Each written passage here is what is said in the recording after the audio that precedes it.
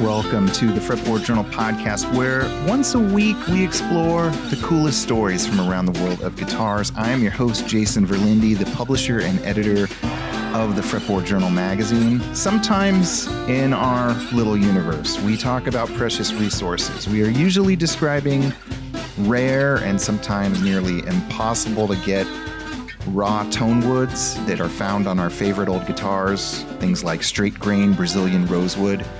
But today's guest is dealing with a completely different kind of precious, rare, old resource: old parts for pedals. Chris Vincent is a dear friend of the Fretboard Journal, and he stopped by our Seattle headquarters just a few weeks ago for this interview. If you are on Instagram, you probably know Chris by his handle, DJ Lava Lamp. He is the guy behind R2R Electric, a pedal company with a cult-like following, best known for their exacting reproductions of classic fuzz, treble booster, and wah pedals. Chris uses new old stock and upcycled old parts, and his story is unlike any you've ever heard. He lives and breathes old pedals, and as you will hear, he spends an inordinate amount of time just trying to get the parts for his next batch of pedals.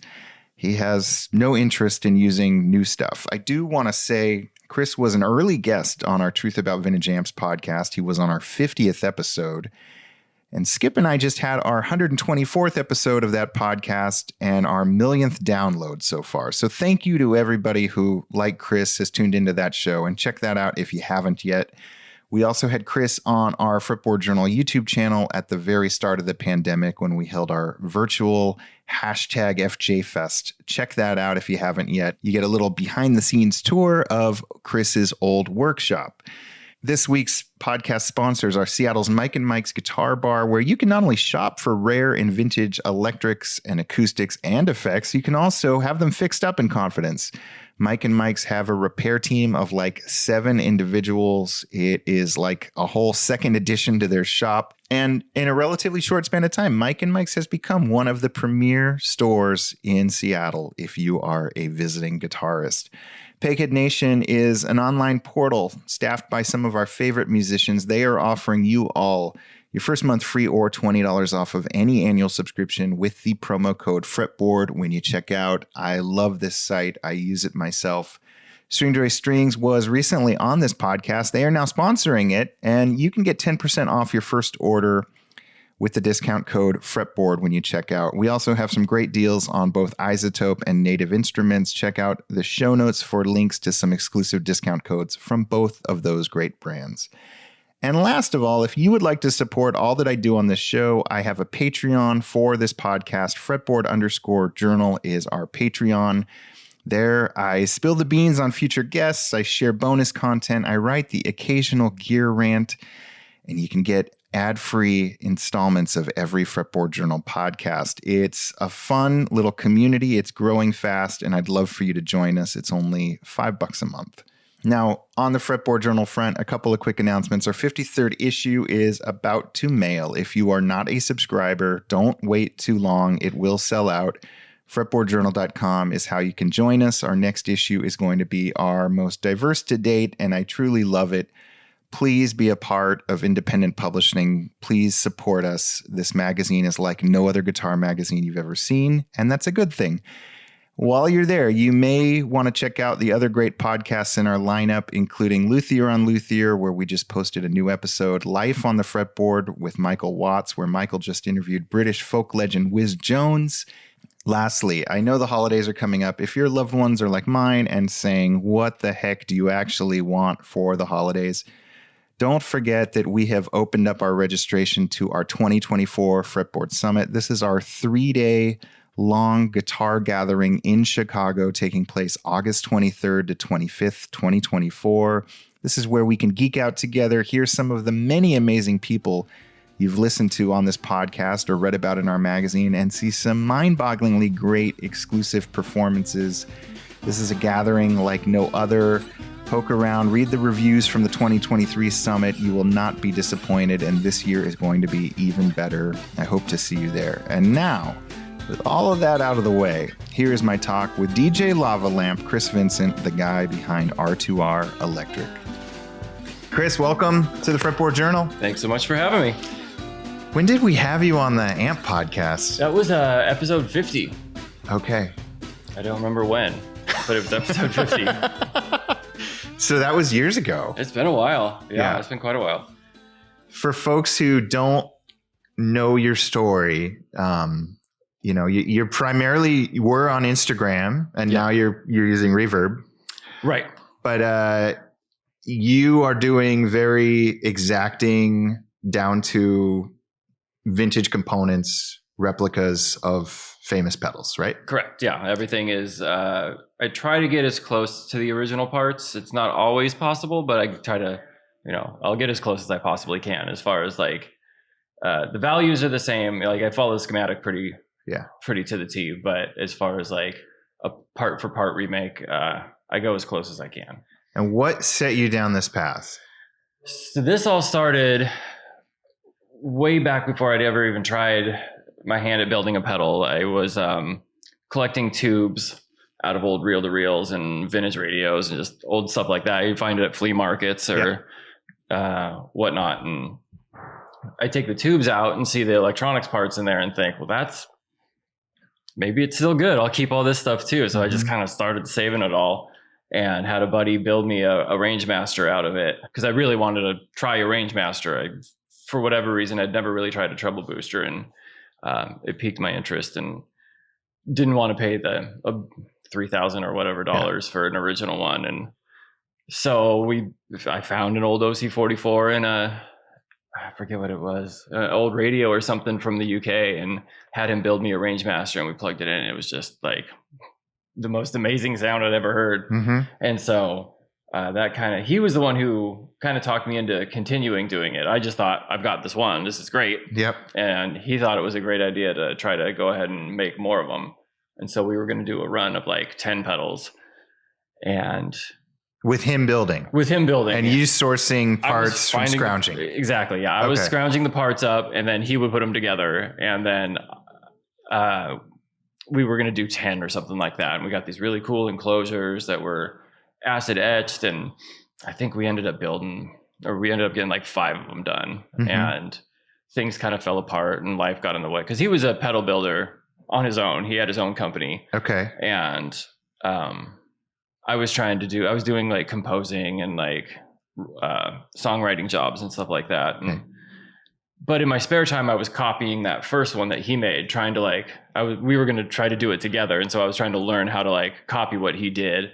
And so that's where R2R Electric was started. I was just building copies of his Rangemaster, and then all my practice ones, I'd have like 10 of them sitting around. I'm like, I got to do something with these. So I put them up for like $100 on Reverb. Okay. And they'd sell, and it'd take a little while, like a couple of weeks or whatnot. And 10 of them would sell. And so I'd build another 10, and it just kind of snowballed. Like it started very organically like that. It was very slow and very slow paced in the beginning. Like it would take a while to sell 5 to 10 pedals, and I'd be selling them for $100 because nobody knew who I was. And sure, like it was literally just the fact that I would show the insides of the pedal and people could see what they were getting, I think was a big part of it. Yeah. So they would see that it was old parts building this, old circuit from the 60s, and just the feedback was really great. People loved it, and the word just kind of kept spreading. And then, an artist ended up getting, or a couple artists. Nick Perry, who I think was the first like bigger named artist to grab one of my pedals. And once he said some really nice stuff, which is cool. Because I've been a big fan of his band Silvertide for a long time. Yeah.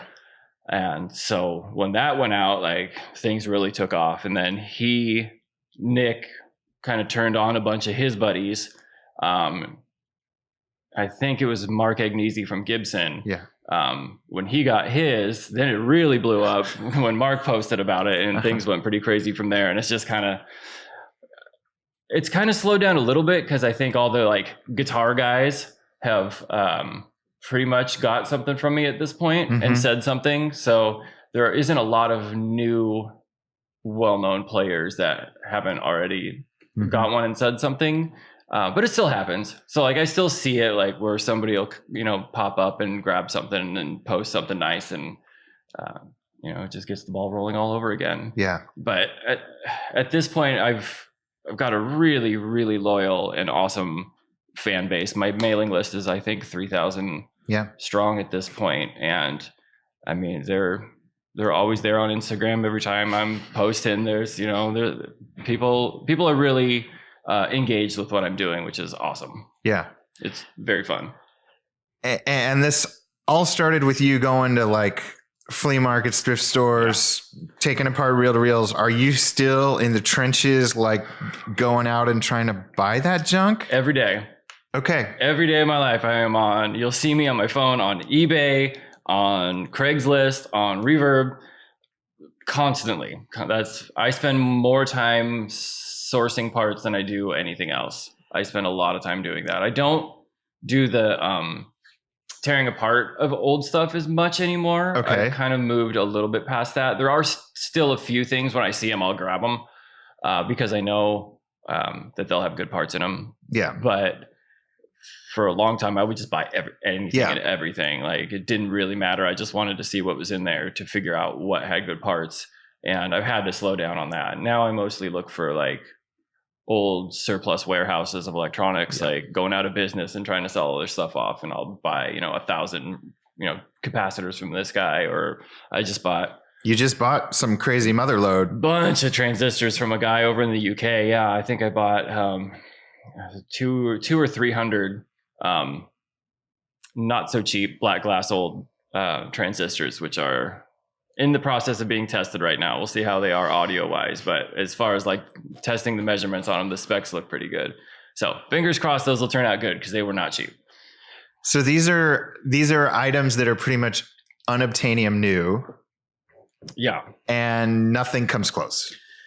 I have yet to find any kind of modern equivalent that works. The big problem is kind of like with old tubes. They're just not made the same way. Yeah. Like, there are a few companies in China that still do make germanium transistors, but they just don't seem the same. Mm-hmm. I couldn't tell you why. Yeah. I think it probably has something to do with just the way that things are made. Not to last anymore. Like, they're made to be worn out and to be replaced. And the germanium transistors aren't used in anything but guitar pedals anymore. It used to be that was your only transistor choice for everything. Computers, anything that took a transistor from 57 to about 65, it had to be a germanium transistor. Okay. That was the only thing that existed. And then silicon came along, and by the early 70s, nobody was making germanium anymore. So there's still some old stocks of it, but most of it's been picked over several times. And I got really lucky with that one mother load of these OC75 transistors, which are famously used in like the Marshall Super Fuzz. It's one of the transistors that was used in the original Mark I tone benders and the Mark I 5s. Those are not easy to find anymore. There's most of the ones that I've bought in bulk have been very bad. I spent many, many, many thousands of dollars on a few hundred, like 500 of them a couple years ago. And I have just a ginormous Ziploc bag full of all the duds, and that you can't do anything with. Maybe someday. Like, there are a few uses that you can use them as diodes. But the intended purpose that they're well known for, these are not going to work for it. So you end up with a lot of garbage, or unusable for the thing you bought them for, I guess you could say. Like, I'm hoping that someday I'll figure out a use for them, because I can't bring myself to sell them, because I know they're bad. And I know a lot of people on eBay do that, and I end up buying a lot of it. And that's how you learn. I'm sure there's many other people out there that, build pedals and want to build old germanium stuff, and they run across the same thing. It's not as easy as just buying buying 2 transistors and then it's going to work in your fuzz face. Sure. Like, you've got a minimum 20 to get a pair that'll work. If you're lucky, like, it can be that bad. And for us laymen, like, Is testing these a pretty easy thing, or do you have to put them in the pedal to know whether or not the desired effect kicks in? There's two levels of testing you have to do for this kind of stuff. Because the transistors you can't just find the perfect spec easily. A lot of times you kind of have to tweak with the circuit to make it work. But you still need to stay in a certain kind of parameters. Like there's a gain range that each transistor has. And so you want to make sure your first one is within, this to this, and your second one is from this to this. Usually like for a fuzz face, it's, like an 80 gain range to like 120 is like the stock. Yeah. Like that's kind of the desired range you want for those two transistors. So you can't just buy two and hope that they're going to be 80 and 120, because they could be as low as 30 or they can be as high as 200. And so you got to go through a bunch of them, and then once you find the ones that are in the right, like test in the right gain range and specs and leakage and all that stuff, then you got to make sure they're not noisy, because 9 times out of 10 these old germanium transistors are very noisy. So you have to also test them for audio. So yeah, it's when people say hand selected or like matched by ear, that means they're not only going through and testing these transistors and making sure that they're within the right specs that they're looking for that circuit. They also need to then implement them in that circuit. Like most of us will have a test box, like something like a pedal that's already pre-made that's got socketed transistors, and then a bunch of potentiometers all over the place that are hooked up to where your resistors would be. And then you have to kind of like dial them in to see if they sound right or not, because a lot of times you throw two in there and they'll either be mismatched or they just sound funny. It takes a lot. Like it takes a lot of work to actually put one of these things together and to make it sound right. You can't just do it like most modern pedals are a lot easier, because it's all silicon and chips and things like that. And it's basically the same thing every time. Like you can take this piece, and this piece, put them in this circuit, and it'll, 9 times out of 10, it's going to work the way you want it to. And that's not the case with any like old germanium fuzz or boost pedal. They're very, very finicky to put together. You love it? I do love it. I mean, you really have to, because it's enough to drive anybody crazy. Like if anybody's getting into this specific kind of building thinking they're going to make money doing it, it's not a good idea. It's completely taken over my life. Because these are not the originals, they're new. So there's always going to be this like finite amount that people will pay, and people have no idea how much the guts cost you. Exactly. And all the time that it took you to find the guts that actually did the desired effect. Right. Exactly. Yeah. There's so much that goes on behind the scenes. Like, you see a lot of times on, I don't make a habit of this, but going on forums and you see people talking about, well, a range master is just 6 parts. Why does it cost so much, to build one of these? And, well, yes, you're right. It is just 6 parts. I would ask anybody to go out and find the 6 parts, add up what you paid for those, and then the amount of time spent getting those, shipping them to you, putting them into the circuit, and making sure it's functioning properly. And see how much it costs, because it's not cheap.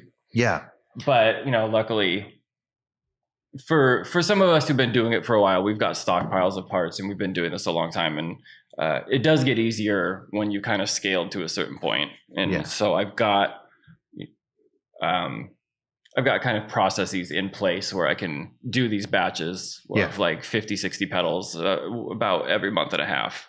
I crank out about that many pedals. That's impressive. It is still a lot of work. I mean, I'm working 7 days a week from, I've limited it now to like 8 a.m. to 5, 6 p.m. It used to be from 7 a.m. until 10 p.m. was my normal hours, 7 days a week, never a day off. Your wife, she put the kibosh on that, or you did? I ended up doing it myself. She's been really, really understanding, and she's been very great. Like she's beyond my primary investor and my help with absolutely everything. Like all the business side of things she takes care of. Like I would be completely lost in all the tax stuff and all that without her. So she's been very, very patient with me, but I had to take a little bit of time to just be a person, because for the first 2 years getting this company off the ground, I wouldn't let myself take more than 5 minutes at a time away from my bench. Like I was really excited about it. Like it wasn't something I was expecting to do, but when given the opportunity, I felt like I can't mess it up. Yeah. So I'm going to give it, more than I possibly thought I could. And I've got myself to a point where I feel like I can relax a little bit, but me relaxed is still going pretty damn hard. Yeah. I mean, your operation is so unique, and I don't think it scales because like it's all going through you and it's all these old parts.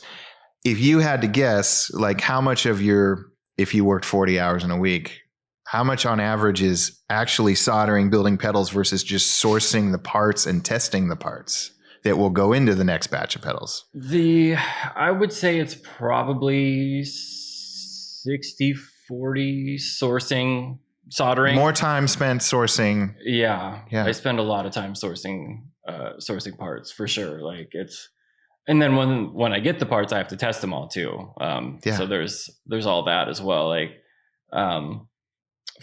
to use old pots is one of the like everything is old here.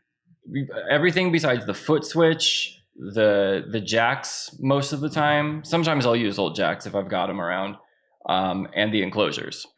Yeah. But everything else inside of them, down to most of the time the wire is stripped out of an old tape recorder or something, and I'll try to reuse all that. But and the knobs, I think this knob is new, these knobs are new, but these are old and these are old.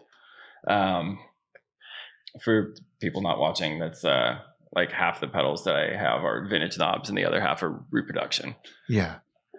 So does your house just smell like old parts, electronics parts? Not the house anymore, but the workshop, yes. Our old apartment in Hollywood, though, my God, yeah. People would walk in and be like, oh my God, it smells so awesome. It smells like an old amp. Because it's all just boxes of old parts and resistors and caps. And we had them everywhere. Like our living room was just stacked up. I mean, well, when we did that walkthrough. Of course. The beginning of COVID. Yeah. Right. I ran across that just recently and watched the first part of it. It was pretty funny to see. We still get some YouTube comments on that. Is that right? Oh, yeah. That's awesome. Yeah. That was fun. That was a cool thing you guys did with that, getting everybody's shop and everything while we were all holed up. It was, who knew? Man, that was a weird time. We were so naive back then. We had no idea.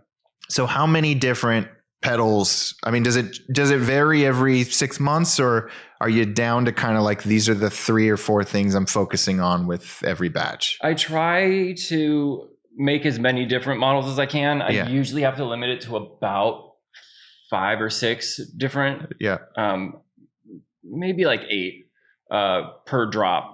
Mm-hmm. I can't do everything every drop, which is a bummer. I would like to be able to do that, but it would just be too much. Yeah. So I typically try to do like a boost drop and then a fuzzes drop, and I'll pepper in like the wah pedal that I do, because those are pretty rare. I'm able to do those. The parts are those even harder to get?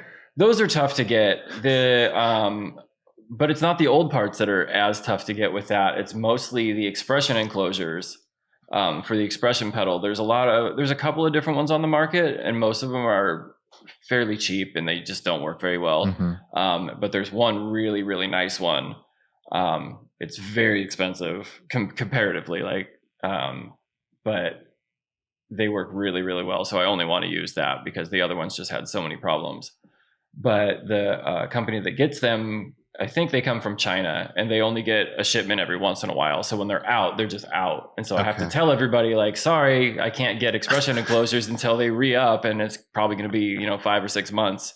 Wow.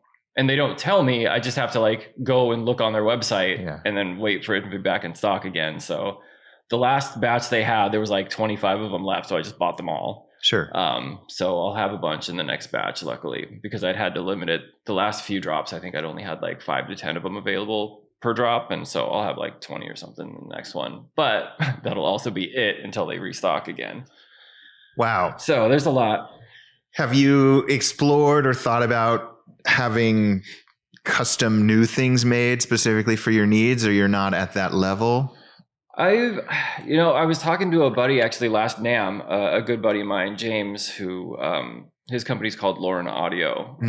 He does really, really cool pedals, and he also does like kind of hi-fi type, or not hi-fi, but like pro audio gear.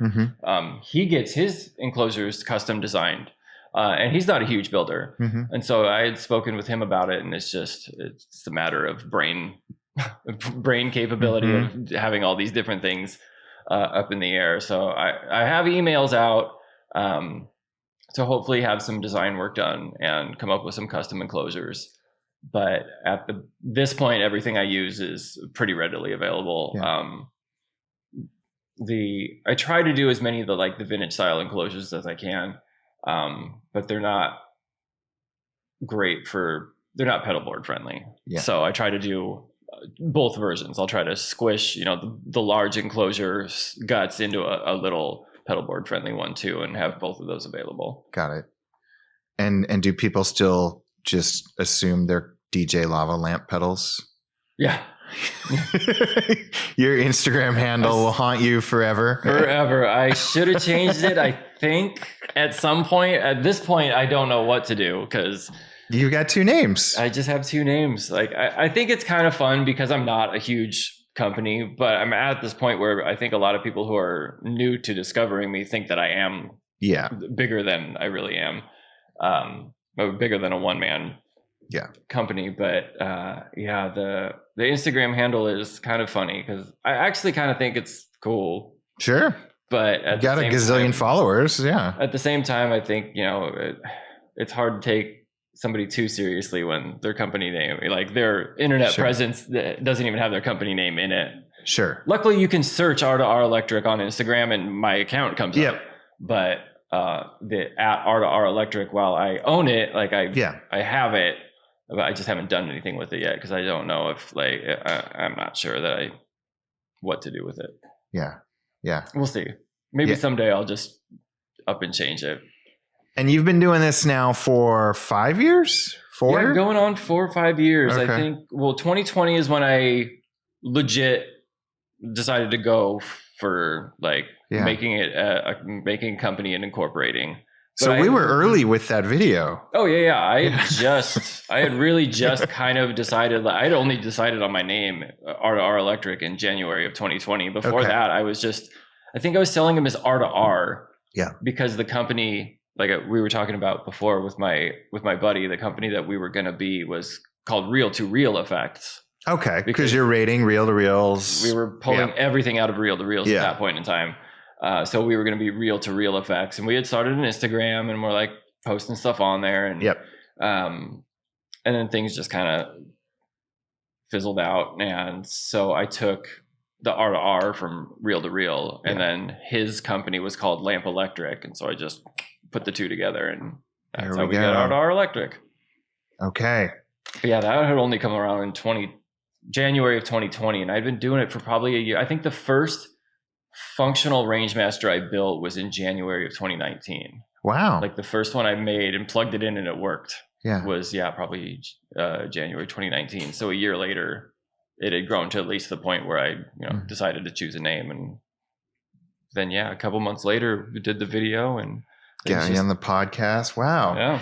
So in the span of that 4 or 5 years, there's been a pandemic, but regardless of that, is it getting harder to find these parts? Yeah, it is. Yeah, it's definitely getting harder to find the parts. I think over the pandemic, a lot of hobbyists didn't know what to do with their time. And building old pedals does sound fun. Like it is fun to do. Yeah. Like I get why a bunch of people did it, but I definitely have seen a huge increase in price and decrease in availability since the pandemic, for sure. Like it used to be relatively affordable, and still when you're buying in bulk, like I'm able to do, it helps a lot. But I mean, if you go on eBay and try to buy, people want $20 for a single capacitor just because they think that it's this very expensive thing because a couple of us are using them, to build these fun pedals. But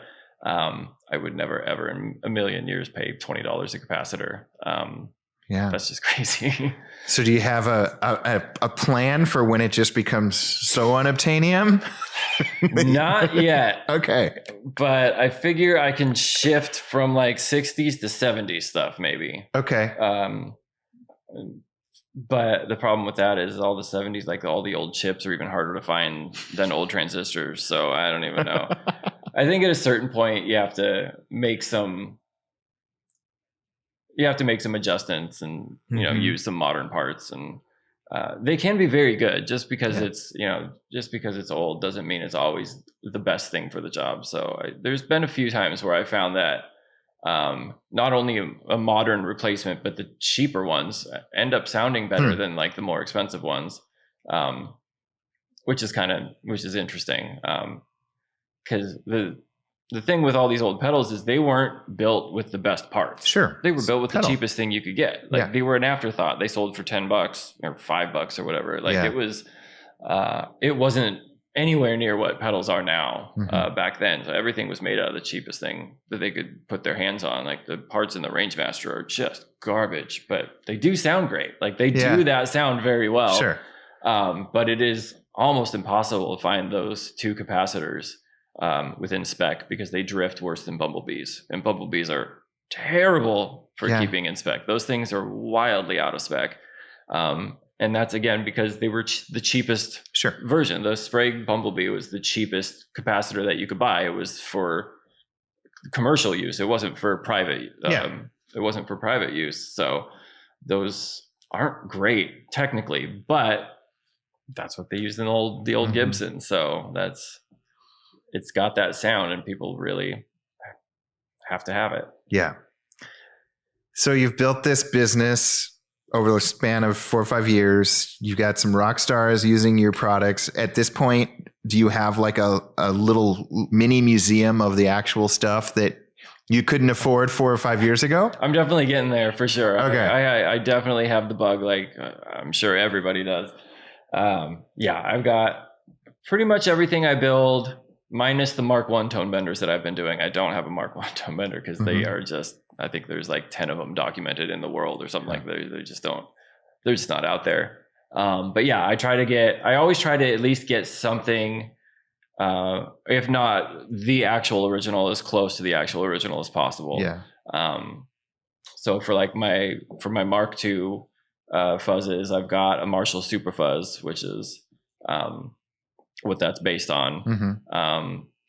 I did finally end up getting a Rangemaster. It took me a while, but I found one actually locally. It ended up being less than a mile from my house, strangely enough. But yeah, I ended up getting that, and I was taken aback by how much brighter than the ones I was building at first. It's a really, really bright sound.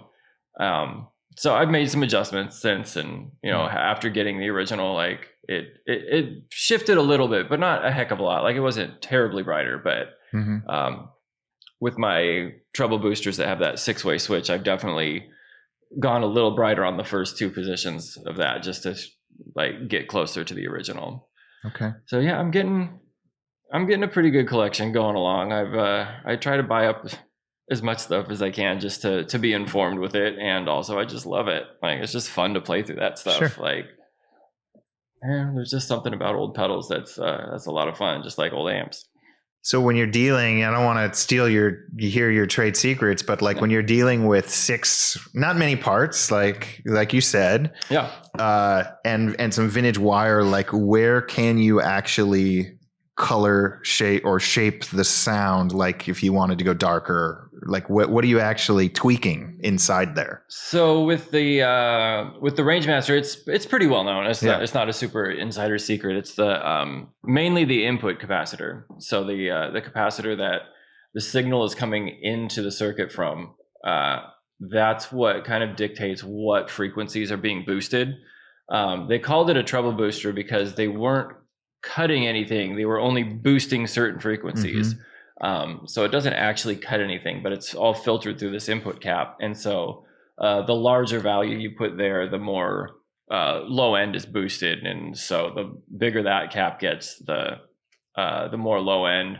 and the more gain and volume you get out of it. Because, Mm-hmm. you know, much like an old non-master volume amp, the range master is kind of like a non-master volume overdrive. Your Mm-hmm. volume and your gain are the same. Mm-hmm. Like as you turn it up, it gets to a certain point where it's no longer getting louder. It just gets more saturated. Okay.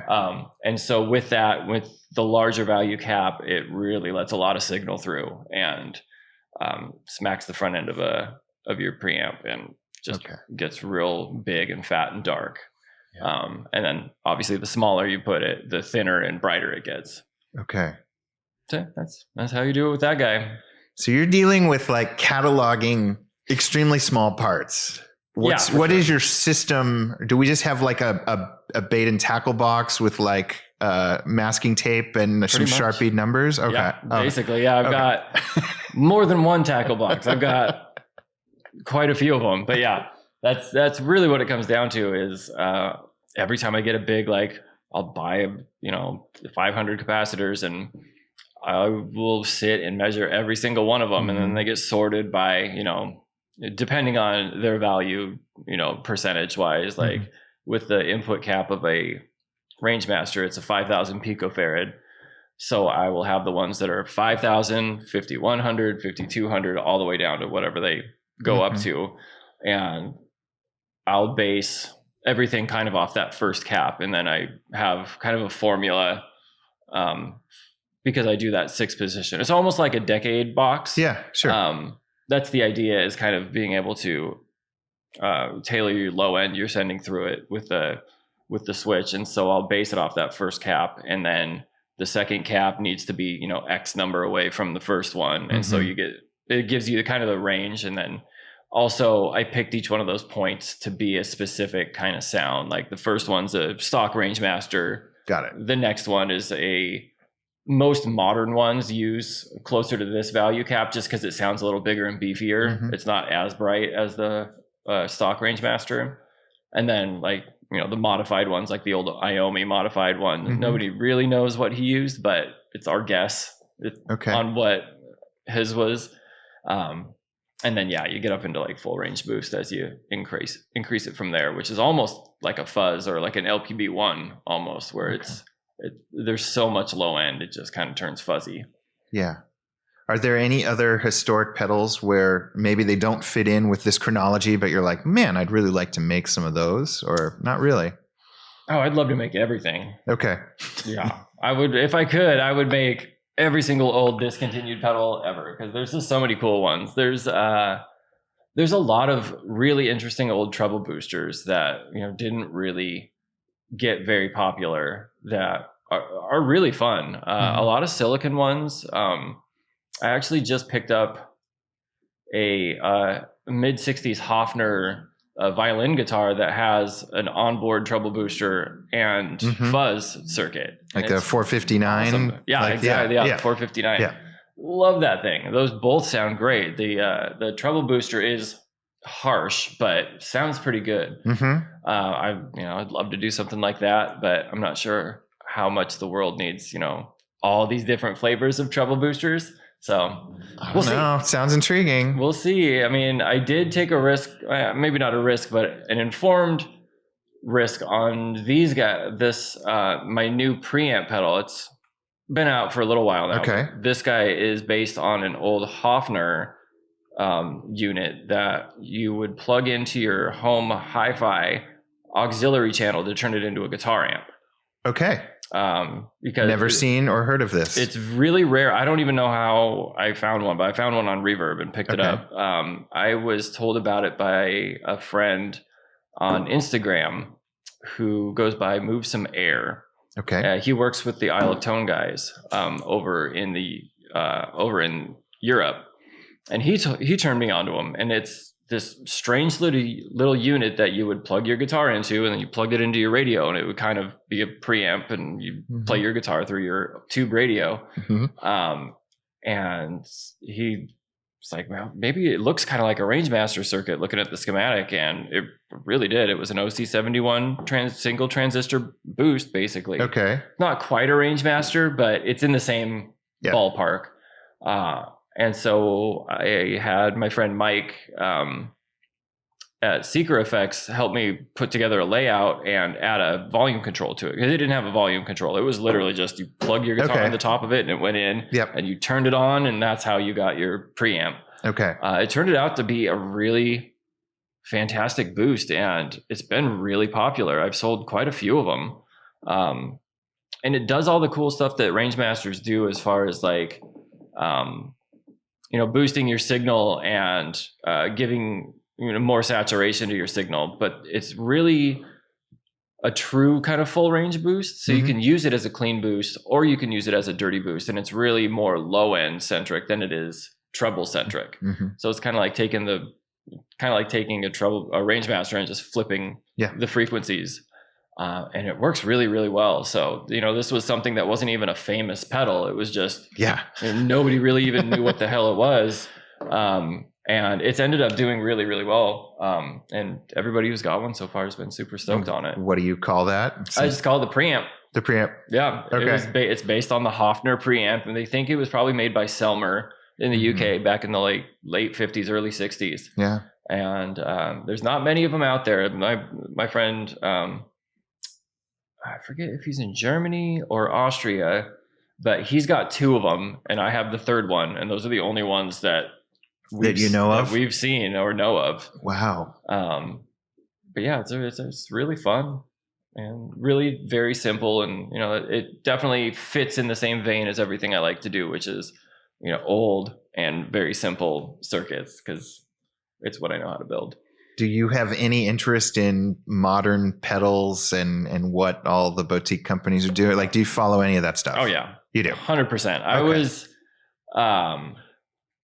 before any of this, years and years ago, I would spend, instead of looking for parts, I'd look for new pedal companies. I remember when I first found Chase Bliss. Yep. When they hadn't even put the pedal out, I think it was still either a Kickstarter or it was still like in the prototyping phase or something. He was just very, very early on, and I thought it was just the most mind-blowing thing I'd ever heard of. Yeah. And I've always been in the pedal, so everything that's going on, I'm all about it. Okay. I definitely love all the modern stuff too. Okay. I love ambient and reverbs and these big washy things. I have no idea how they make them, all the digital stuff, but I play it. But I'm just curious, having stared at these very specific circuits day in, day out, probably accumulated a bunch of parts where you're like, I don't even have a need for this. It just came out of the reel, but I don't want to throw it away. Totally. Do you have ideas for your own designs of, this wasn't classic, but I think it might work? Not yet. Okay. But it's definitely a plan. I had to buy a shed for my backyard to put all the parts that I'm not using. Because there's a lot of stuff, because I just can't pull myself to throw it away. Yeah. Because when I first started, I was literally just laser focused on finding parts that would work in a Rangemaster, and anything that didn't just got, put off to the side. But as I started expanding and building fuzz pedals and other things, I would start to, be able to break those things out and use them. And it was really handy not having to search for these parts because I already had them. So it's taught me to never throw anything away, much to the behest of my wife, because we keep moving from, we were in a 1-bedroom apartment. We went to a 2-bedroom apartment to fill out my crap. And then we went from a 2-bedroom apartment to a little house with the shop in the backyard. Yep. And I filled up the shop. We bought the shed for the backyard. I filled up the garage. I wish I could show you a picture of our car. Our garage will fit our car, but I have about 6 inches on either side because it just racks all the way. You can't get obese. You won't be able to move it. Yeah, I'm lucky I'm skinny. I can get out of my car still, but it's getting close. One more guitar case and I won't be able to open the door anymore. Yeah. A lot of us who, admire these, maybe have one or two of them, we need a fuzz or we want a treble boost or whatever, but I'm not sure that we'd be able to just audibly hear the differences. Like you said, one sounded brighter. Are you at a point where you can hear one from afar and go, something's off with that one? Or if it's my own, yes. Yeah. Because I know I have a very specific way I want each of them to sound. Yeah. And, does an oscilloscope come into play yet? Not yet. Yeah. I have yet to get that far into it. That's, I feel like, is much more. I'm sure you can probably use it for pedals, and it's very necessary for some types of pedals. Sure. But so far, not with these ones. I haven't got too far into the nitty gritty of like that specific of frequencies.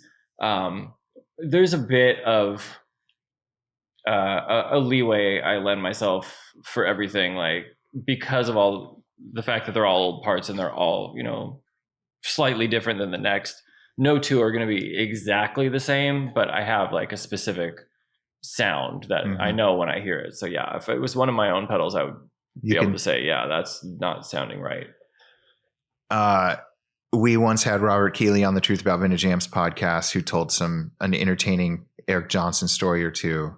I bet that people still reference. Can you hear a one wire versus a net? Like, do you have a specific wire where you're like, this feels like it sounds better? I can't say that I can hear a difference there. I literally just built like one of my pedals. I use standard like modern wire on it, and I just made number 50, and so I broke out some of the old wire and made that one with it, and then A/B'd it against the one that I had just built, and I couldn't hear a difference. It's just kind of fun to use the old wire.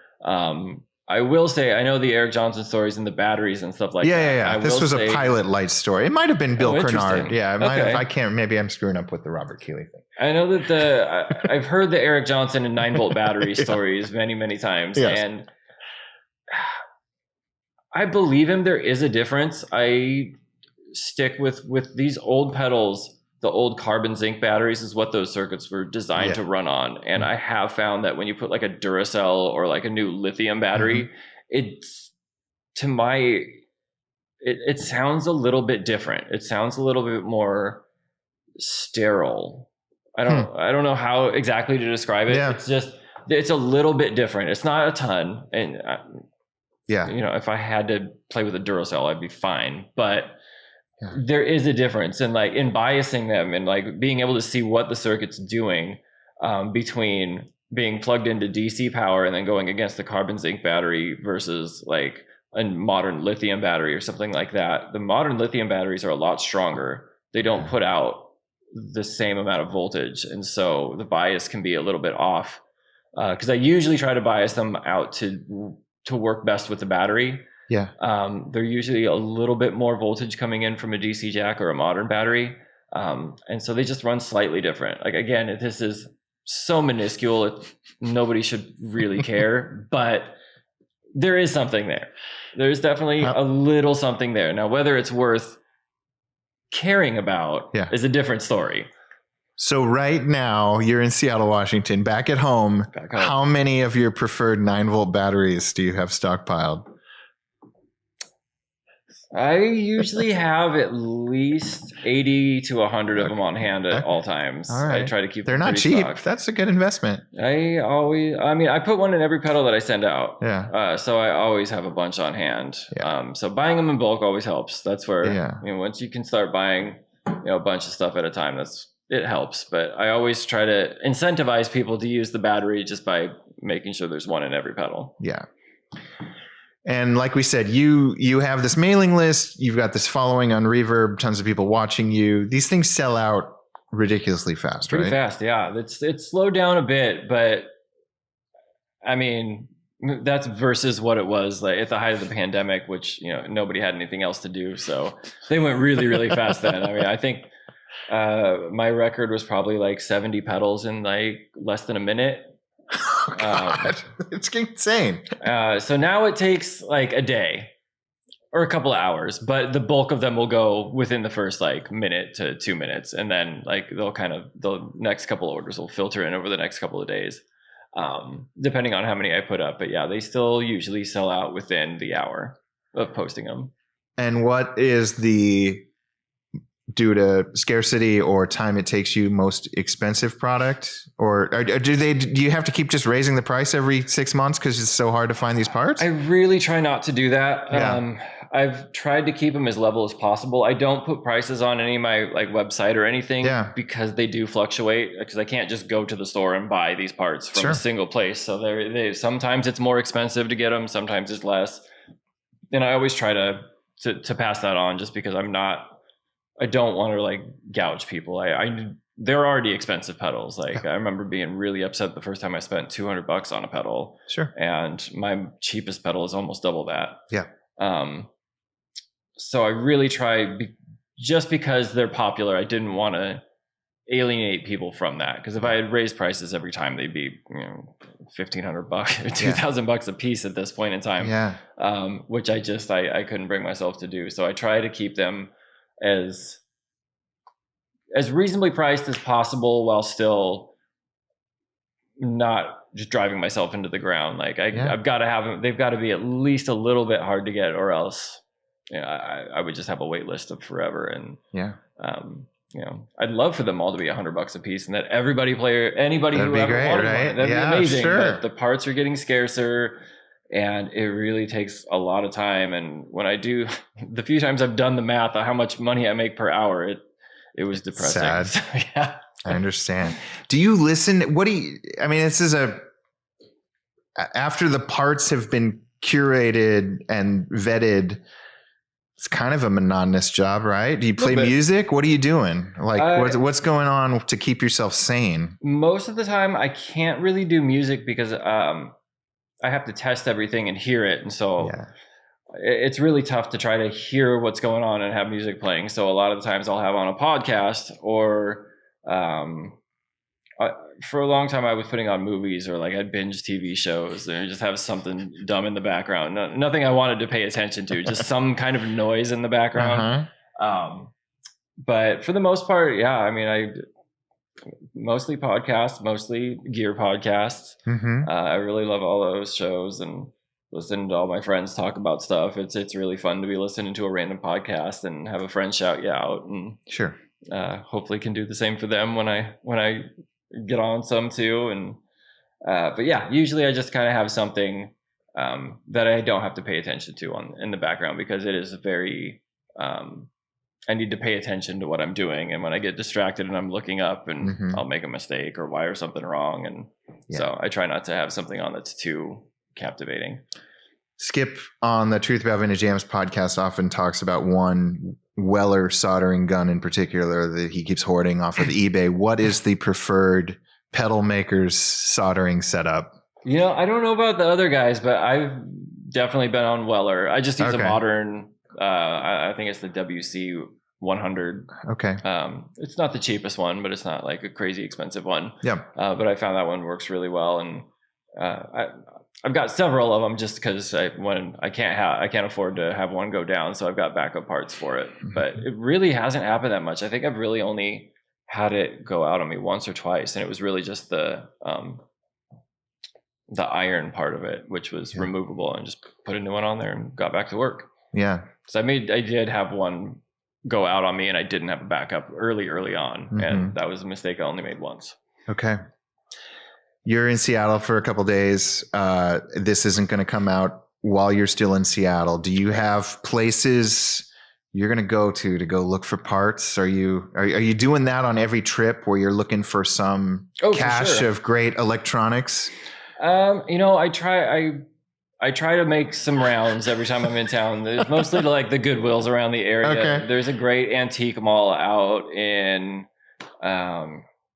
oh my God, where is that? It's what's that? VW. There's a VW dealership off of 99.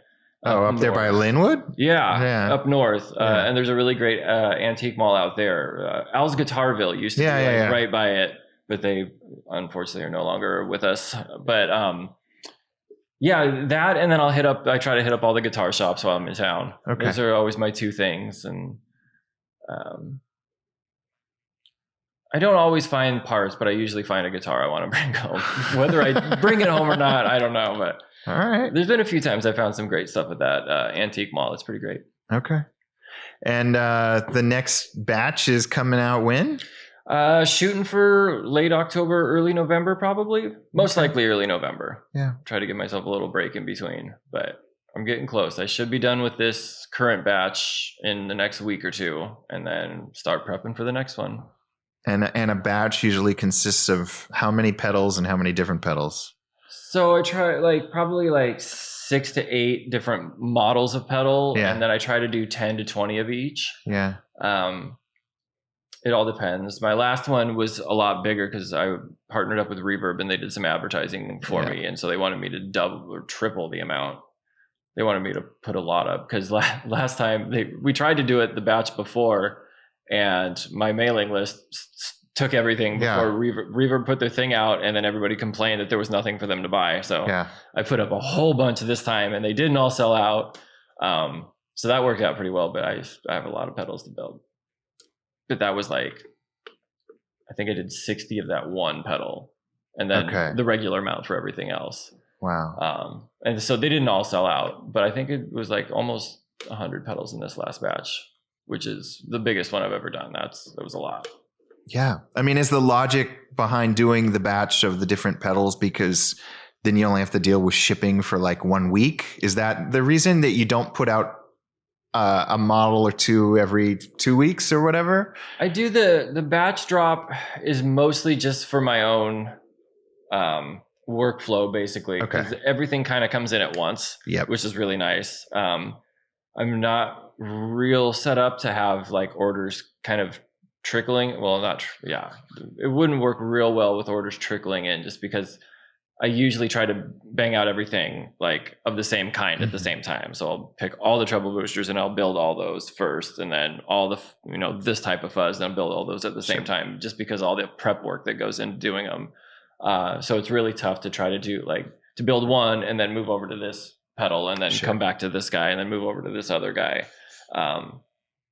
So that's one of the main reasons for the batch drops. And also just because I'm terrified that somebody will say something, somewhere and I'm not aware of it. And then all of a sudden I'll just get 100 orders. This way I can control it, and it's just much easier to manage that way for a single guy who has, I'm doing everything from, talking with the customers to building the things to shipping them out, finding the parts to make them, everything is just a lot to take on for one person. So anything I can do to streamline is very helpful. Yeah. And if you want to name drop some of the people playing them right now that we've heard of. Well, let's see here. I'm in town to go see my friend Joey Landreth, who's been a huge supporter for a very long time. I just got done seeing my buddy Nick Perry, who was just in town in Los Angeles doing some sessions and stuff. It was great to see him for the first time. Really, I never, we talk online all the time, but I hadn't had a chance to meet up. But who else is playing on these things lately? I've seen. I got bunch of pedals out to Charlie and the guys at Blackberry Smoke. Recently, Chris Stapleton bought some treble boosters after recording with Dave Cobb over in Nashville on his last album. I don't know what songs it was used on, but I know it's been used. It was used on the last album. Okay.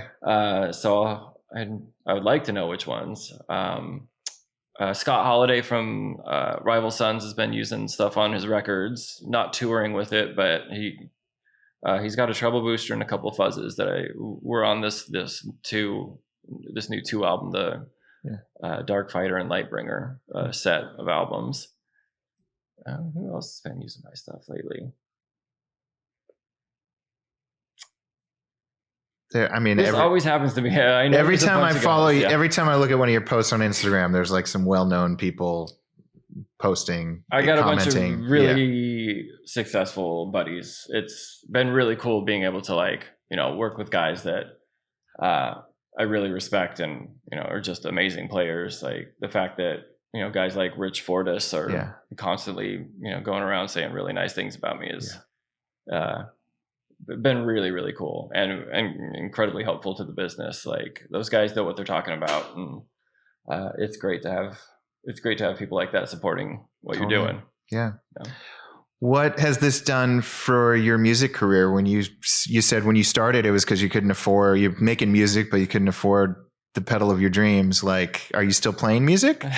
Not as much as I'd like. Okay. It took over my entire life. I would love to be playing more and writing more music and doing things like that, but it's really tough to find the time when I feel very dedicated to getting this stuff done. Like I don't want to take people's money and just let it sit and not get this stuff out. So I put a lot of pressure on myself to focus mainly on the pedal stuff. But I did recently I recorded a song with my buddy Henry, who plays in a band called Starcrawler. Mm-hmm. Him and Bill and a couple of other guys from the band helped me put down a song at their studio, which was really fun to go mess around and actually go record for once, because that was that's what I did for a long time. Was I did session work for bands around Seattle. Okay.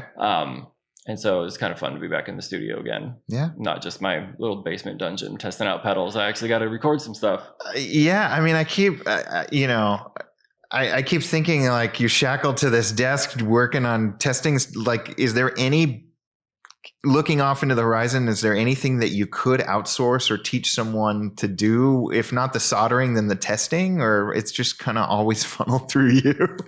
I have this debate constantly with my wife, and I'm hoping that I can outsource some stuff. She did for a while. She was doing a lot of the terminal strips for the Range Masters. Okay. She was soldering those for me.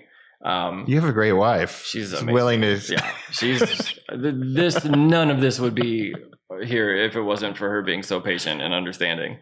And you guys got married when? Did she even know that this was going to enter your life when she found you? Had no idea. Okay. Yeah. No idea whatsoever. She knew that I played guitar and that was it. She had no idea how crazy guitar players really were. Okay. But she found out real quick. Yeah, clearly. She found out very quick. But outsourcing, delegating, hard. Tough. But there are a few things that I think that I could probably outsource. And I actually did talk to a friend who I need to get back to about having him help me with some stuff. And I was thinking like maybe some of the testing of parts, and because that's really time consuming. So if I can get somebody to help me with like testing and doing some of the simple soldering, like, putting a couple of resistors on a terminal strip, like so anybody who can solder can do something like that. I think if it could get down to the point to where I was just doing like final assembly and doing the biasing and like, getting the final sounds, then I could live with that. I'd be all right with it. I do enjoy the building process. Like, if I was a millionaire, I'd probably still be sitting out in my backyard just wiring up pedals because I like it so much. But it would be nice to have some time to do other things. And, I've been very lucky to meet a lot of really talented people and be friends with, and it'd be nice to be able to spend more time and do things with them and, do something with in the music sphere besides just making pedals. Yeah. Who knows what that would be, but something. Yeah, for sure. Is it correct to assume, just based off what you said about that big shipment you got, that it might be easier to find some of these parts outside of the United States now, or not really? It depends on what you're looking for. A lot of the stuff that I build with doesn't come from the US. It's mostly European. Yeah. So I get most of the parts, like all the unobtainium and like really hard to find parts, I'm usually looking for in the UK or in Europe, which just adds another layer of difficulty to getting everything. But most of the classic pedals were all British made. The Rangemaster, the Fuzz Face, Tone Benders, those were all made in the UK. And they used what was available to them. So there are classic US parts, and you can also use those in these circuits and they sound great. It's just not, what the original had. So there's always going to be, the guys who are looking for that stuff, and I'm one of those guys. Well, it's impressive, Chris. Thanks, man. All right. That was my chat with Chris. I hope you loved it. If you did, take 3 minutes and leave me a review over on Apple Podcasts. It helps others find the show. And thanks as always for tuning in. We have a couple of incredible episodes coming up. I can't wait for you to hear them. Stay tuned.